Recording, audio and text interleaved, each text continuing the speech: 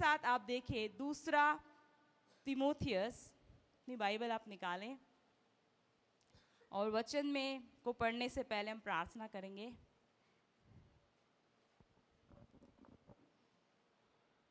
दूसरा तिमोथियस अध्याय 1 है, 1-5 वचन है। अगर आपको मिल गया है वहीं पर अपना हाथ रखें उस वचन पर। ओके, हम प्रार्थना करते हैं। पिता परमेश्वर, प्रभु यीशु के नाम से हम आपके सामने आते हैं परमेश्वर, और इस दिन के लिए हम धन्यवाद देते हैं कि परमेश्वर हम आपके भवन में पाए जाते हैं। प्रभु, जब हम आपके वचन से पढ़ रहे हैं, सुन रहे हैं, तो परमेश्वर आपका वचन हमारे जीवन को प्रकाशन करे। यदि हमारे जीवन में कहीं भी अंधकार है, कोई भी ऐसा बंद दरवाज़ा है जो अभी तक खोला नहीं गया, तो परमेश्वर आज आपका वचन वहाँ प्रवेश करे और वहाँ प्रकाशन हो जाए। हम आपसे मांगते हैं परमेश्वर, और धन्यवाद देते हैं प्रभु, आज आपने सभा में महान काम किए हैं। इस प्रार्थना को प्रभु यीशु के नाम से मांगते हैं, आमीन। यदि आपको वचन मिल गया है तो आप पढ़ सकते हैं। दूसरा तिमोथियस अध्याय 1-5 है, कोई पढ़े। और मुझे तेरे उस निष्कपट विश्वास की सुधि आती है जो पहले तेरी नानी लोइस और तेरी माता यूनिके में थी, और मुझे निश्चय हुआ है कि तुझ में भी है। बिल्कुल। यहाँ पर प्रेरित पौलुस तिमोथियस के नाम एक चिट्ठी लिखता है। तिमोथियस एक नौजवान लड़का है और एक कलीसिया है, इफुसुस की कलीसिया, बहुत बड़ी कलीसिया है, वहाँ पर वो अगवा है, लीडर है, इफुसुस में है वो। और पौलुस वहाँ नहीं है, लेकिन पौलुस उसको चिट्ठी लिखता है। और इफुसुस का क्या हाल है कि वहाँ पर एक राजा है, नीरो राजा है, और वो जो राजा है प्रभु के लोगों को बहुत सताता है, अत्याचार करता है। उस जगह में मसीहों पर बड़ा सतावा है। तो ये जो तिमोथियस है, ये एक नौजवान लड़का है, तो इतने वायलेंस को देखकर, इतने लड़ाई झगड़े को देखकर घबराता है, डर रहा है। तो प्रेरित पौलुस उसको चिट्ठी लिखता है, और उस चिट्ठी की एक एक कॉपी आपके बाइबल में है, जो कि है दूसरा तिमोथियस अध्याय 1-5। और वो चिट्ठी जब शुरू करता है तो ये कहता है कि मुझे तेरे उस निष्कपट विश्वास की सुधि आती है जो पहले तेरी नानी लुईस और तेरी माता यूनिके में था, और मुझे निश्चय है कि तुझ में भी है। यहाँ पर प्रेरित पौलुस को एनकरेज करना है तिमोथियस को, उसको उत्साहित कर देना है कि जो काम परमेश्वर ने तुम्हें दिया है उसको करने से मत डरना। हालांकि तुम देख रहे हो बहुत सतावा है, आसपास बहुत ज़्यादा वहाँ पर अत्याचार हो रहा है, और मन तुम्हारा बैठ रहा होगा। तो चिट्ठी लिखने जो पहली लाइन जो उसने लिखी, कहता है कि मुझे तेरे उस निष्कपट विश्वास की सुधि आती है, याद दिलाता हूँ मैं तुम्हें, स्मरण दिलाता हूँ जो पहले तेरी नानी लुईस और तेरी माता यूनुके में थी। यहाँ पर जो तिमोथियस की जो नानी है वो भी विश्वासी हैं, और जो नानी की जो बेटी है वो भी विश्वासी है। तो वो कह रहा है कि तुम तो एक ऐसे परिवार से आते हो जहाँ पर नानी भी विश्वासी है, तुम्हारी माँ भी विश्वासी है, और मुझे पक्का यकीन है कि तुम्हारी माँ ने अपना विश्वास तुझ में भी डाला है। प्रेरित पौलुस से तिमोथियस मिला हुआ था, जानता था वो उसको, 1-2 बार उसकी मुलाकात हुई थी, और उसको देखने से उसको पता चला कि ये बड़ा अच्छा विश्वासी है। और आज अगर इतना अच्छा विश्वासी है तो इसकी माँ का बहुत बड़ा रोल है।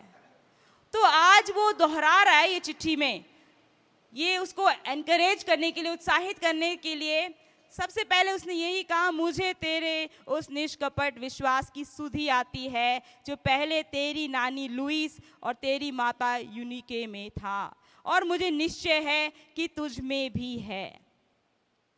तो ऐसा लगता है कि ये एक मसीह परिवार का है, जहाँ पर नानी भी विश्वासी है, माँ भी विश्वासी है, और उसने अपने बेटे को भी प्रभु पर विश्वास करना सिखाया है। और कहता है निष्कपट विश्वास।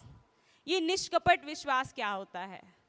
निष्कपट विश्वास का मतलब ऐसा विश्वास जिसमें कपट नहीं है, जिसमें डबल स्टैंडर्ड नहीं है, दोहरापन नहीं है, और एक सच्चा विश्वास है।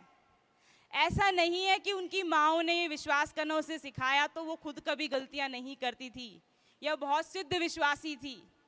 ऐसा नहीं होगा, क्योंकि वो भी इंसान है। लेकिन उनका निष्कपट विश्वास का मतलब ये कि गलतियां जरूर करती होंगी, लेकिन वो ये जानती थी कि हम पापी जरूर हैं, लेकिन प्रभु यीशु मसीह हमारा उद्धार करता है, जिस पर विश्वास रखने के द्वारा हमारा उद्धार हो गया है। तो उन नानी और माँ ने अपने बेटे को सिखाया कि प्रभु पर विश्वास रखना है, प्रभु पर विश्वास करना है।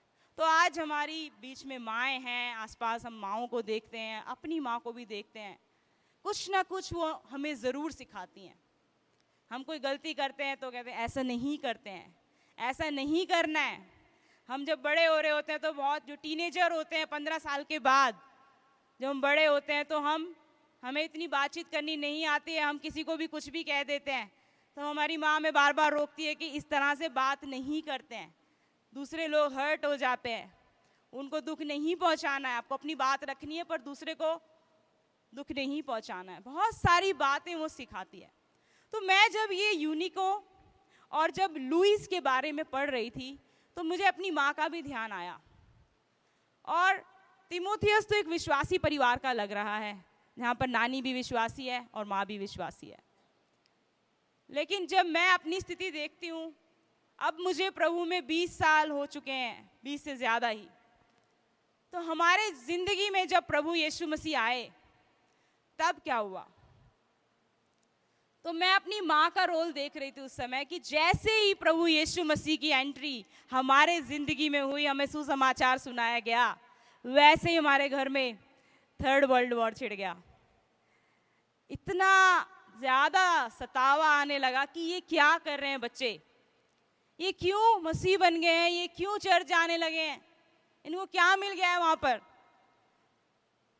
मेरे पापा जॉब करते थे, बिजनेस भी करते थे, मेरी माँ घर में रहती थी, और हम 5 बहनें, 1 भाई। सबसे बड़ी बहन ने प्रभु यीशु को ग्रहण कर लिया और सारे बहन भाइयों को बता दिया। तो मेरे पापा को जैसे ही पता चला ये अब लोग विश्वास में आ गए हैं, अपने घर में प्रार्थना करते हैं, औरों को भी बुला के लाते हैं, किसी किसी के घर जा जाकर भी प्रार्थना करते हैं। तो मेरे पापा मेरी मम्मी को डांटते थे कि मैं तो काम पर जाता हूँ, मैं पैसे कमाने जाता हूँ, तुम मेरे बच्चों का ध्यान नहीं रखते कि ये कहीं और जा रहे हैं, चर्च जाने लग गए हैं, इससे बहुत बदनामी होगी हमारी। तो मेरी माँ हमेशा ये कहती थी कि ये कौन सा गलत काम कर रहे हैं, ये कौन सा बदनामी का काम कर रहे हैं जो मैं इनको रोकूं, ये तो भक्ति कर रहे हैं, ये अपने घर में बैठ के प्रार्थना कर रहे हैं, औरों के लिए भी प्रार्थना करने जाते हैं, अपने घर में बुला लेते हैं प्रार्थना करने के लिए, तो इसमें क्या गलत है। वो हमें कभी भी नहीं रोकती थी। और मेरे पापा अगर मेरी मम्मी को डांट रहे होते थे कि तुम रोको इनको, तो हमारी माँ कभी भी हमारे पास नहीं आई हमें डांटने के लिए कि तुम रुक जाओ, क्योंकि तुम्हारी वजह से मुझे डांट पड़ रही है। ऐसे मैं बहुत जगहों में सुनती थी। मेरी सहेलियों ने भी यीशु पर विश्वास किया था, तो उनके घरों में अलग स्थिति थी, उनके घर में सतावा बहुत ज़्यादा, वायलेंस था, मार पिटाई करते थे वो। लेकिन मेरे घर में ऐसा नहीं होता था। मेरी माँ उस सारी बातों को सुन लेती थी, पर हमें कभी नहीं आकर कहती थी कि तुम रुक जाओ। तो उसका परिणाम अब 20 सालों बाद क्या हुआ कि मेरी मम्मी ने भी प्रभु यीशु मसीह को ग्रहण किया, बपतिस्मा लिया, और मेरे पापा ने भी प्रभु यीशु को ग्रहण किया और बपतिस्मा लिया। तो मैं ये कहना चाहती हूँ, हम में से बहुत सारे लोग होंगे जो शायद परिवार में एक ही मसीह है, अभी नई नई यात्रा हमारी प्रभु में शुरू हुई है, हमारे ऊपर बहुत सवाल किए जा रहे हैं और कई बार हमको डांट भी दिया जाता है, धमका भी दिया जाता है। लेकिन मैं आपको उत्साहित करूंगी, आप इस मसीह यात्रा में चलते रहना। जितने लोग आपका आज विरोध कर रहे हैं वो कल सब प्रभु के पीछे आएंगे, आप रुकना नहीं। तिमोथियस जो है उसकी तो नानी और माँ है लुइस और यूनिके। हमारी जिंदगी में कोई लुइस और यूनिके नहीं थी, लेकिन उसमें भी आप मत घबराना, प्रभु आपको ही लुइस और यूनिके बनाएगा। आपसे शुरू होगी मसीहत, आपको मिली, आपसे जो आने वाले बच्चे हैं उनके बच्चे हैं उनको मिलेगी। और वो फिर कहेंगे कभी मेरी नानी रश्मि ने प्रभु यीशु को ग्रहण किया था, कभी मेरे दादाजी विक्रम ने प्रभु यीशु को ग्रहण किया था। धन्य है वो लोग जो प्रभु में जड़ पकड़े रहे और हम भी आ गए प्रभु में। हालेलुया। प्रभु इतिहास रचेगा, हमें लुइस और यूनिके बना देगा, लेकिन हम चलते रहें। और माँ की बहुत बड़ी जिम्मेदारी है। माँ अगर जॉब करती है तो बड़ी, मुझे लगता है कि डबल काम हो जाता है उसका। एक तो अगर घर में है तो घर संभाल लेती है, वो भी बहुत मुश्किल काम है। और अगर काम भी करती है, वो जॉब करने जाती है, दफ्तर जाती है, तब तो डबल है। वो घर का भी काम करके जाएगी, वो दफ्तर भी जाएगी, फिर वापस आएगी, फिर काम करेगी, अगले दिन भी मैनेज करेगी। बहुत मुश्किल है। एक जोरदार ताली बजा सकते हैं अपनी माँओं के लिए हम। सचमुच हमें दर्द हो, कुछ हो, हम बैठ जाएंगे, बेड पे लेट जाएंगे, हमसे हो नहीं रहा, आप मम्मी आप ही कर लो। उनसे भी नहीं हो रहा, फिर भी जाएंगे उठ के। तो हम कहते माँ तुम थकती नहीं हो क्या, कि जब तुम भी मेरी पोजीशन पे आओगे तब तुम भी नहीं थकोगे अपने बच्चों को के लिए कुछ भी करते हुए।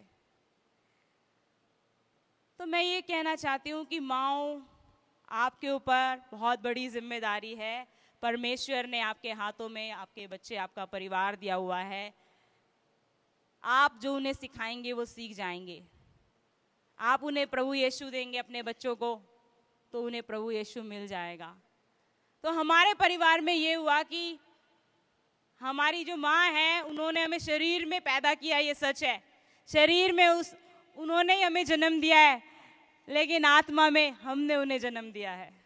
हालेलुया। हमने उन्हें प्रभु यीशु के बारे में बताया है। और आज जो मेरी माँ है वो कलीसिया में पाई जाती हैं, चर्च में पाई जाती हैं, हर बाइबल स्टडी में होती हैं, वो हमसे ज़्यादा एक्साइटेड होती हैं।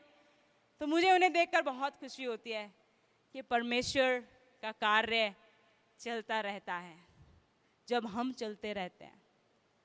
तो प्रेरित पौलुस तारीफ कर रहा है कि इन दोनों लेडीज़ लोगों ने, दो महिलाओं ने ज़बरदस्त काम किया है। इतना काम किया कि मैं भी स्पर्श हो रहा हूँ, मैं भी टच हो रहा हूँ। किस तरह से इन्होंने अपने बच्चों को समझाया है, किस तरह से सिखाया है कि मैं भी आज स्पर्श होता हूँ। तो कहता है कि तुम में भी ये विश्वास जरूर होगा। मुझे तेरे उस निष्कपट विश्वास की सुधि आती है जो पहले तेरी नानी लुइस और तेरी माता यूनिके में था, और मुझे निश्चय है कि तुझ में भी है, तुझ में भी है। हमारे बच्चे अगर हमें बाइबल पढ़ते देखते हैं, प्रार्थना करते देखते हैं, हो सकता है हमें लग रहा है सुन नहीं रहा है, ये तो खेल रहा है, फ़ोन में वीडियो गेम्स खेल रहा है या साइकिल चला रहा है। वो सब सुन रहे होते हैं, वो सब देख रहे होते हैं। मुझे पिछले हफ्ते बड़ी हैरानी हुई, मेरे भाई का जो बेटा है, मेरा भतीजा, जब मैं प्रार्थना कर रही होती हूँ वो वहीं होता है, वो वहीं कुछ ना कुछ अपनी साइकिल चला रहा होता है या खेल रहा होता है। तो उसको भेजेंगे उस कमरे में से चले जाओ, नहीं जाएगा, वो ज़्यादा और आएगा, प्रार्थना होगी तो और ज़्यादा आएगा। तो मैं उसी के सामने प्रार्थना कर रही थी, अन्य भाषा में प्रार्थना कर रही थी, और प्रार्थना करते करते मैंने थोड़ी आंख खोली तो देख रही हूँ वो भी अन्य भाषा में प्रार्थना कर रहा है। 4 साल का है वो। तो मैंने कहा तुम्हें कैसे अन्य भाषा मिली, तुम कैसे प्रार्थना कर रहे हो? कह रहा कुछ नहीं बुआ, मैं आपको तो देखता हूँ, आप यहाँ रोज प्रार्थना कर रहे होते हो। तो परमेश्वर का काम खुद ही खुद होता है। हमने कभी उसको बिठा के नहीं बोला चल प्रार्थना कर, चलो हमारे पीछे अन्य भाषा में बोलो, पवित्र आत्मा से भरेंगे। अपने आप ही वो होगा। निष्पाप विश्वास। और एक और बात मुझे अच्छी लगती है, प्रभु यीशु मसीह भी जब क्रूस पर थे, मेरे साथ आप देखें यूहन्ना, तो प्रभु यीशु मसीह वहाँ क्रूस पर हैं और इतनी मुश्किल स्थिति है। यूहन्ना है अध्याय 19 का 26 और 27, किसी को मिले तो पढ़े।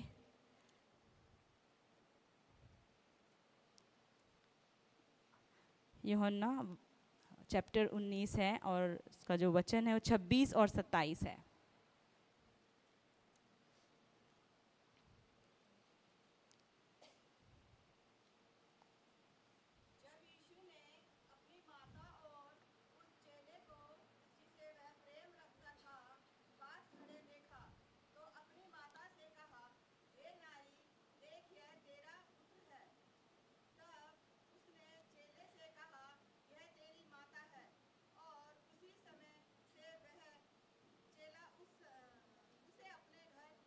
गया यहाँ पर क्रूस पर प्रभु यीशु मसीह हैं और क्रूस पर जब वो हैं तो बड़ी कठिन स्थिति में, बहुत दर्द में है, और वहीं से देख रहे हैं कि जो माँ है वहीं क्रूस के पास खड़ी है। और प्रभु यीशु मसीह बड़े जिम्मेवार व्यक्ति थे। जब वो मनुष्य के शरीर में थे तो वो सोचने लगे कि अब जब मैं चला जाऊंगा, जब मेरा स्वर्गारोहण हो जाएगा, तब मेरी माँ का ध्यान कौन रखेगा।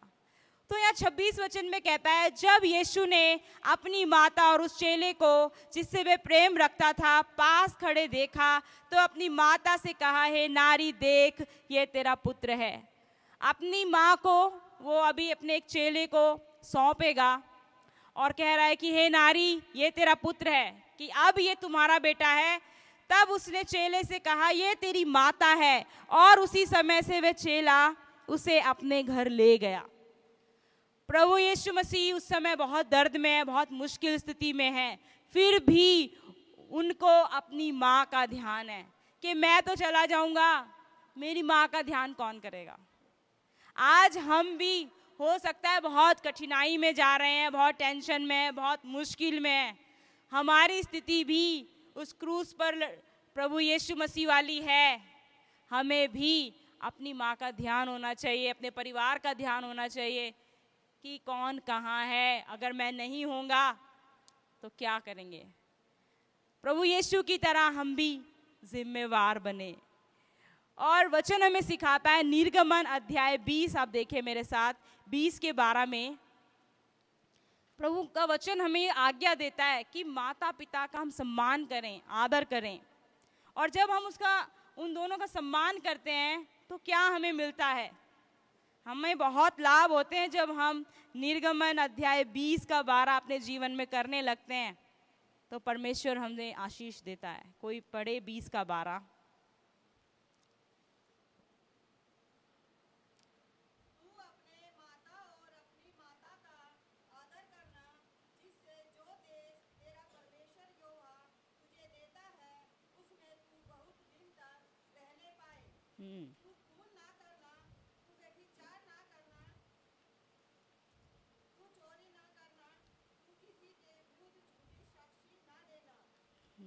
बिल्कुल नहीं, बस 12 कहता है, तू अपने पिता और अपनी माता का आदर करना, जिससे जो देश तेरा परमेश्वर यहोवा तुझे देता है उसमें तू बहुत दिन तक रहने पाए।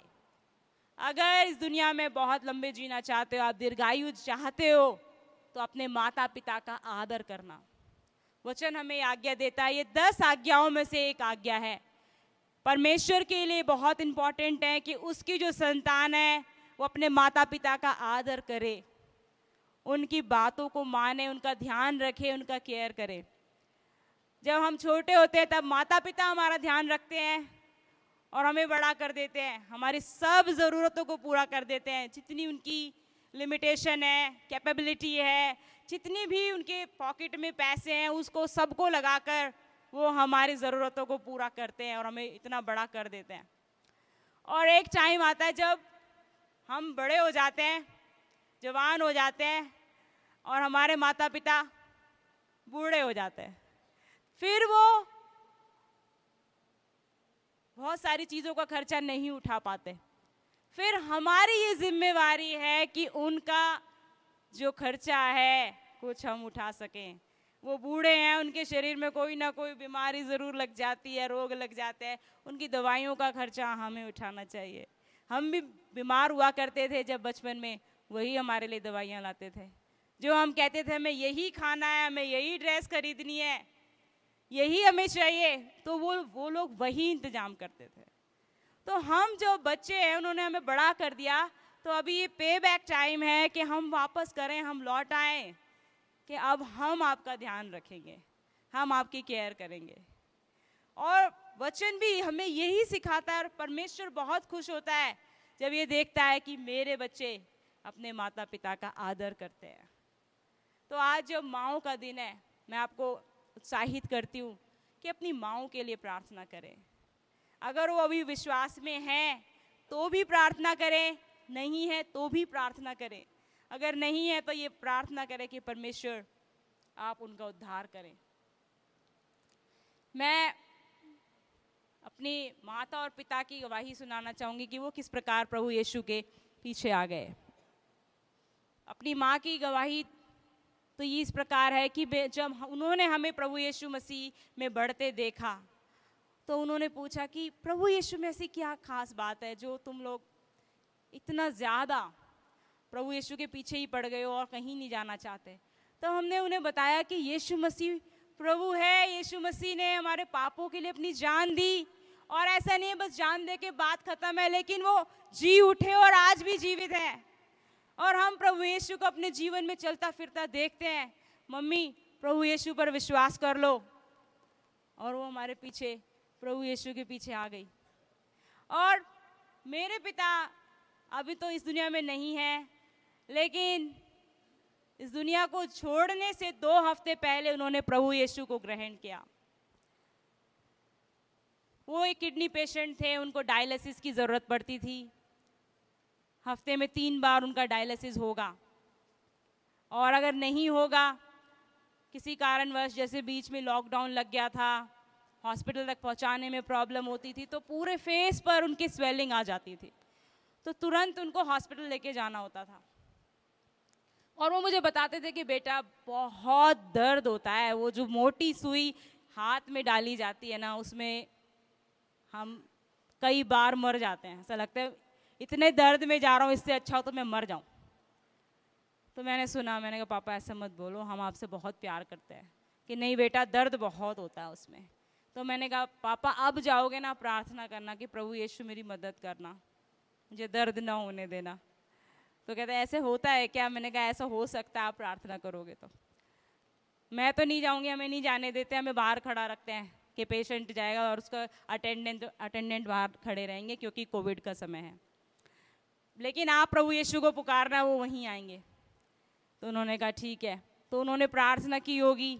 अगले दिन उन्होंने मुझे बताया कि बेटा आज मैंने प्रार्थना की थी और सचमुच आज मुझे दर्द नहीं हुआ। तो मैंने कहा बहुत अच्छा पापा, आप ऐसे ही प्रभु यीशु मसीह से प्रार्थना किया करो।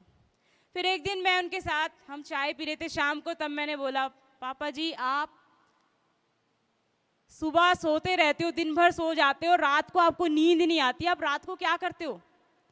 रात को तो कुछ टीवी भी नहीं देखते हो, ना ही आपको फ़ोन चलाना आता, क्या करते हो आप रात में? तो उन्होंने बोला कुछ नहीं करता, ऐसे ही दीवारों को देखता रहता हूँ, मैं तुम लोगों को देखता रहता हूँ, कभी मैं उस कमरे में जाता हूँ, कभी इस कमरे में, कभी मैं घूम लेता हूँ। तो मैंने कहा पापा आप जो प्रभु यीशु को बोलो कि प्रभु यीशु अगर आप सच्चे हो तो मुझे दर्शन दो, मुझे अपने आप को दिखाओ, प्रभु यीशु आपको दिखाएंगे। तो उन्होंने कहा मैं जानता हूँ प्रभु यीशु सच्चा है। तो मैंने कहा आप कैसे जानते हो? आप तो चर्च भी नहीं जाते, आप तो बाइबल भी नहीं पढ़ते, आपको तो पढ़ना ही नहीं आता, आप कैसे जानते हो यीशु मसीह सच्चे हैं? तो उन्होंने कहा कि जब मैं डायलिसिस कराने जाता हूँ ना, तो वहाँ पर जब मैं बेड में लेटा हुआ होता हूँ और मेरे हाथ में सिरिंज लगी होती है, ऐसे ड्रिप चल रही होती है, तो मैं प्रभु यीशु मसीह को अपने बेड के पास खड़ा देखता हूँ। मैंने कहा क्या सचमुच? आज तक मैंने प्रभु यीशु को नहीं देखा कैसे दिखते हैं, मैं वचन में देखती हूँ, मैं अपनी आत्मा में जानती हूँ कि प्रभु यीशु सच्चे है, और आप कह रहे हो आपने यीशु को देखा है? उन्होंने कहा हाँ मैं सचमुच, प्रभु यीशु मसीह मुझे दिखाई देते हैं। तब मैंने कहा फिर तो आप प्रभु यीशु को बुला लो अपनी ज़िंदगी में कि प्रभु यीशु मेरे जीवन में आ जाओ। और उन्होंने कहा ठीक है मेरे लिए प्रार्थना करो। हमने उनके लिए प्रार्थना की और उसके 2-4 दिन बाद मैंने कहा अब आप पापा जी बपतिस्मा लो। तो बपतिस्मा कैसे होगा? कोविड का समय चल रहा था, 2020 की बात है। तो मैंने कहा अभी आप पापा स्प्रिंकल का बपतिस्मा लो। बपतिस्मा डूब का ही होना चाहिए, लेकिन 2 हालात में हो सकता है स्प्रिंकल का। या तो कोई किडनी पेशेंट है या जहाँ पर हो रहा है वहाँ पर बर्फ़ पड़ती है। किडनी पेशेंट को आप डुबाओगे उसमें तो सारे बॉडी में, सारे ऑर्गन्स में उनके पानी भर जाएगा, वो बचने मुश्किल है। तो उनका बपतिस्मा किया गया और उसके तुरंत बाद ही वो 2-4 दिन बाद उनको कोविड हो गया और वहाँ एडमिट हो गए और फिर आए नहीं वो। लेकिन मुझे इस बात की खुशी थी कि उन्होंने प्रभु यीशु मसीह को ग्रहण कर लिया। और जब वो जा रहे थे तो मैंने उनको कहा पापा पता नहीं हम मिलेंगे कि नहीं यहाँ पर, लेकिन हम स्वर्ग में ज़रूर मिलेंगे। हम यहाँ खड़े हैं कोविड वार्ड के बाहर, हमको अंदर आने नहीं देते, वीडियो कॉल पर बात करा देते हैं। अगर आपका मन घबराए तो प्रभु यीशु आपके बेड के पास खड़े हैं। हम आपके बच्चे, हम कोविड के वार्ड के बाहर खड़े हैं, लेकिन प्रभु यीशु मसीह आपके बेड के पास खड़ा हुआ है। तो अगर हम यहाँ नहीं मिले तो हम वहाँ मिलेंगे। हालेलुया। उन्होंने कहा ठीक है बेटा। तो मेरा पूरा परिवार उद्धार पा गया।